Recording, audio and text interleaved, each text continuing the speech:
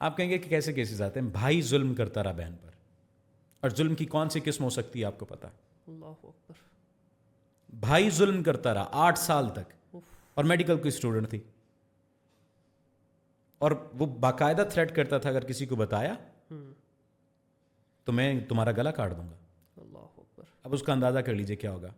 اب ایک اور کیس میں آپ کو بتاؤں. آپ کہیں گے کہ وہ جو آپ نے کہا نا پاؤں تلے زمین نکلنے والی بات، مجھے آج بھی یاد ہے. میں ان دنوں واک کر رہا تھا، ایوننگ واک کر رہا تھا، اور میں 7 سیشن لیتا، کال سیشن پہ تھا.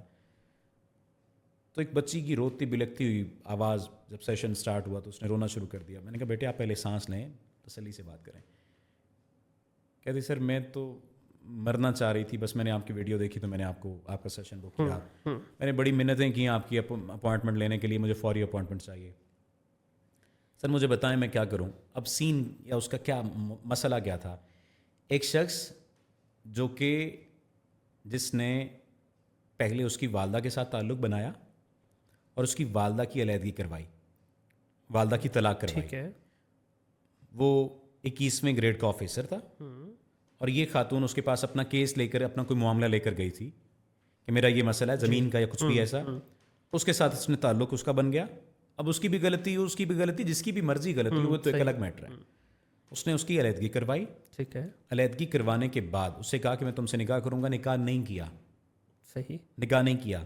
7 سال سے اس کی والدہ کے ساتھ تعلق میں ہے، اور اب اسی کی والدہ کو یہ بات کہہ رہا ہے کہ میرا نکاح اپنی بیٹی کے ساتھ کرواؤ. استغفر اللہ.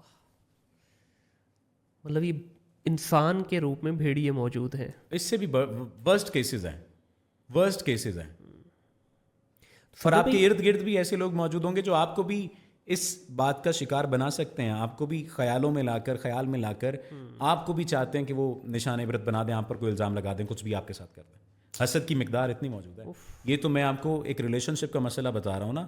حسد کو لے کر اتنے ایسے معاملات موجود ہیں کہ لوگ آتے ہیں، وہ بلک رہے ہوتے ہیں، وہ چیخ رہے ہوتے ہیں، تڑپ رہے ہوتے ہیں کہ سر کچھ بتا دیں، ہمیں کچھ پڑھنے کو بتا دیں، سر کچھ یہ ہمارا یہ کاٹ کروا دیں.